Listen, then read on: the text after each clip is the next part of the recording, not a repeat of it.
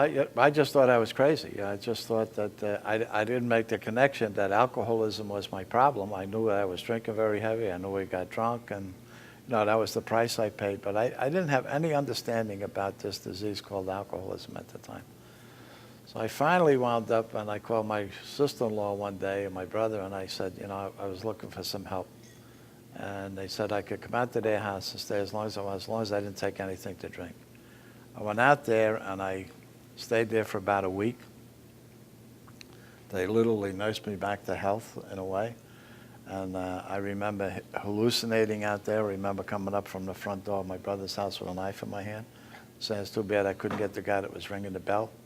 I would hear telephone bells, trolley car bells, everything. And I hallucinated quite a bit, and that was part of my story. I did a lot of shameful things that I'm not really very proud of, but I came in from Long Island. They lived in Long Island, and I came in as far as Roosevelt Avenue and 74th Street.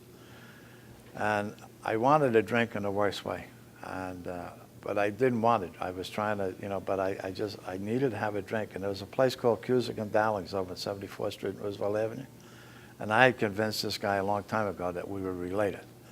And I used to run up a tab there. But anyhow, I remember walking over to the door of this gin mill, and the thought of this priest that first made first contact with me for AA people that came when I got out of the flight deck in Kings County.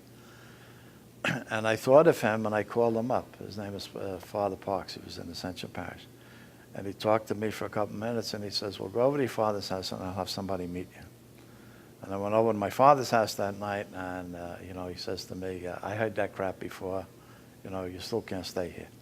And my mother was pleading with him and stuff like that. And how old were you? I was 22,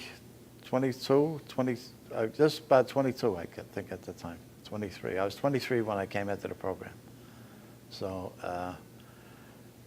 anyhow, my sponsor came and picked me up, and I was really kind of out of it. I didn't know what was happening. I knew I was hurting real bad. I knew I was running scared, but I had no clue that alcoholism was my problem.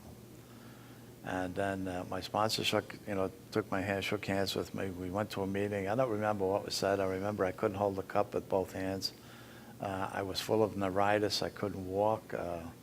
And I had lost the will to live. I was just hopeless, and I was thinking that I just wanted to go out of the picture. So finally, after going to a couple of meetings and something like that, and I would listen to these people, and I'd say, good drink would kill these people. I used to hear these happy, grateful alcoholics, and I didn't know what the hell they meant. And the only thing that I didn't do for 5 years was I didn't drink. But I had no other changes. I didn't do anything with the alcoholism.